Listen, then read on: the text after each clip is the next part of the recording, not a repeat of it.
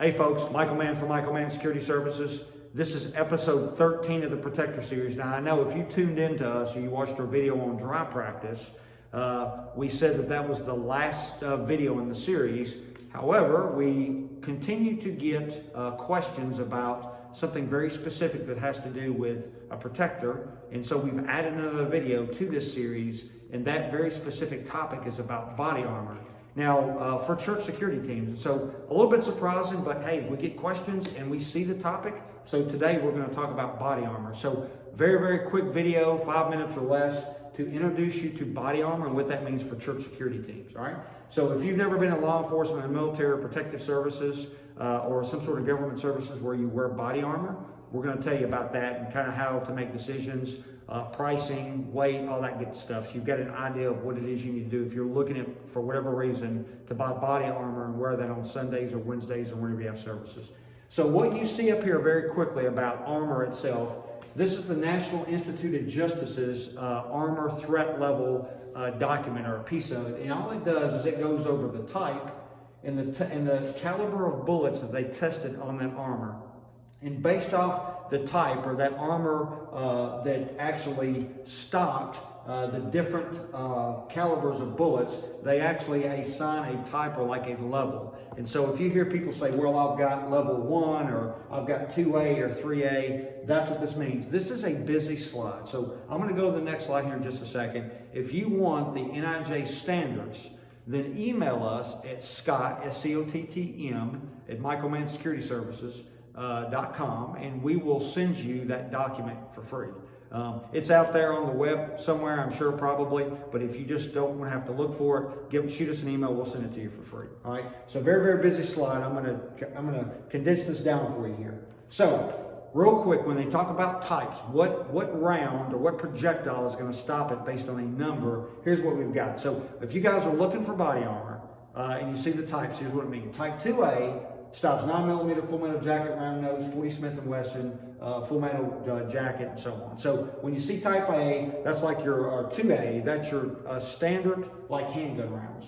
When you get to type 2, what you're getting to is you're getting a 9mm 357 Magnum, and obviously anything up here before that in level 2A, all right? When you get to level 3A, and understand level 2A through 3A is like soft body armor, the stuff that's very soft, a lot of it's concealable, like something a police officer would wear. When we get to 3A, it's everything above, plus 357 SIG full metal jacket, 44 Magnum, etc. Okay? So when you get past 3A, okay, what you've got is you're going to have something soft and something concealable. When you get past that, then what you're going to do is you're going to start getting into hard armor or harder armor. So level 3 is meant to protect the wearer from 7.62mm full metal jacket, and level 4 does the same thing. That goes all the way up to 30 caliber. So we're talking about hard armor plates most of the time, something that goes inside of a plate carrier. Now what you can do, there are options in soft body armor, the concealable stuff. You can buy plates that will go up to a certain level that will protect a small portion of the body. Okay. Now understand, when you get online and you start to see even soft body armor that's like $500, what you're going to see is it's really, really thick. It's not concealable, and we're going to get into that. And it's probably going to be at one of these first 2 levels. Okay, so when you start to see body armor for $400 or $500, 2 things: it's either going to be at the first 2 levels, stop handgun rounds. It's going to be bigger and it's going to be heavier, which means it's not going to be as comfortable as some of the thinner stuff. And it may actually be remanufactured. What that means is not really remanufactured, but it might be used. And so that might be, there may be some armor, there's a company out there doing that. They take that material, they take it out of the carriers, they put them in new carriers, and then they sell that because there is a shelf life on it. So maybe a department or someone somewhere wore that armor for 3 years, and there's another 2 years of shelf life on it, so they'll resell that in a different carrier. So just be careful when you start looking at body armor that's $400 or $500. It's either going to be level 2A or 2, it's going to be a little bit heavier, it's going to be thicker, and it may not be brand new, so the material may not be new. And then when you get past 3A, you'll start to look at, when you look at protection from rifle rounds, that's going to be this kind of standalone stuff, these plates that go into plate carriers, all right? So let's get away from this and just let's talk about, just in general, selection process, all right? This is expensive. Look, if I go spend, even for the cheaper body armor, so the stuff that's 2 or 2A, maybe it's thick, it's heavy, but I still want body armor. When I talk about dumping $400 or $500 on body armor, here's what you can get for $400 or $500. $500 you can get you a Gen 3 or Gen 4 Glock 19, a couple extra magazines, some ammunition, and if you know somebody, you might be able to get some decent training for $500. So that's a lot of resource, okay? And that's just basic stuff. When you start getting into concealable stuff, the stuff that's really lightweight, it's made to conceal because it's made for protective services. Literally, you can't hardly feel when it's on, all right? That kind of stuff, and this is a level 3. When you start to get at that kind of level, you're talking about $900 more. And for $900, not only can you get that weapon, and not only can you get those magazines and ammunition, including duty ammo or carry ammo and practice ammo, you can also pay for a class somewhere, a really decent defensive handgun training class, and probably certification. So think about this, when you're doing this, what resources do you have personally? Because more likely your church isn't going to pay for it. And 2, man, it gets expensive for something where the risk level is very, very low when we start talking about protection. All right, threat level, we've talked about that already. If you're going to stop handgun rounds, the concealable stuff, level 2, level 2A, you want to get a little bit higher, you can get to level 3. That's going to stop some of your more enhanced handgun rounds. Now they're making some stuff called like level 3 plus, but that's you're going to start to get into the plates when you do that, when it's going to start stopping rifle rounds. All right. We've already talked about those NIJ standards. If you want that standard, shoot us an email again, Scott M, SCOTTM at MichaelMannSecurityServices.com. We will send you those standards out. Mission and environment. Okay. So the next thing to think about is really what is this? I always tell people this. I ask them, "What's your job?"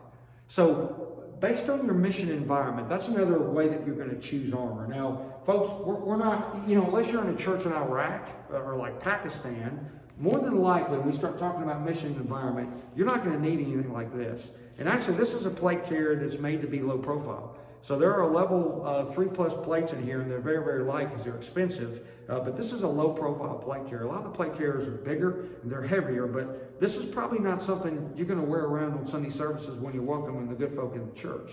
Okay, so you're going to go more into something like soft body armor that should be concealable that you can't see. Okay, so let's think about our mission and our environment. Number one, what is our mission? What is our job? And where are we when we put this stuff on? The next thing we want to think about is when we start talking about concealable armor and these plate carriers, we want to start to talk about overall, we want this to be covert, like anything else.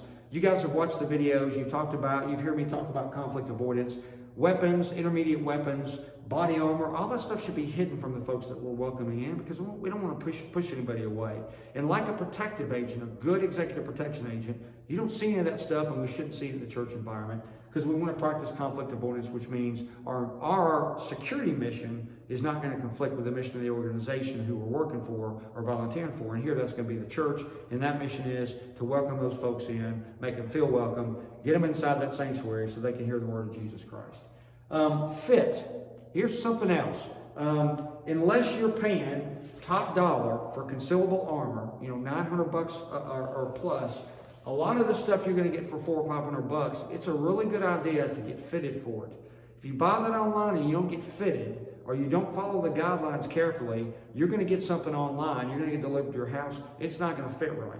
So now you've dumped $400 or $500 on a vest that doesn't, or armor that doesn't fit, and you're not going to, it gets to our next step here, you're not going to want to wear it.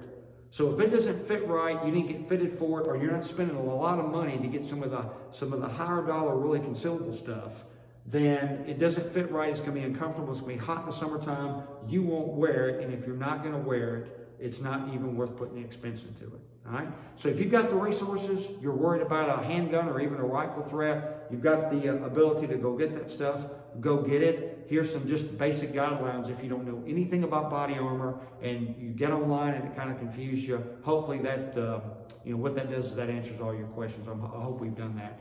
Hey, look, if you've got any more questions, email us, SCOTTM, Scott M at MichaelMannSecurityServices.com. We'll answer them. Look at us at Safe with Mann on our Facebook page. All right. And then again, you can call us at any time. Our phone numbers are on both Facebook and the webpage. All right. And remember, folks, it's about prevention, not response.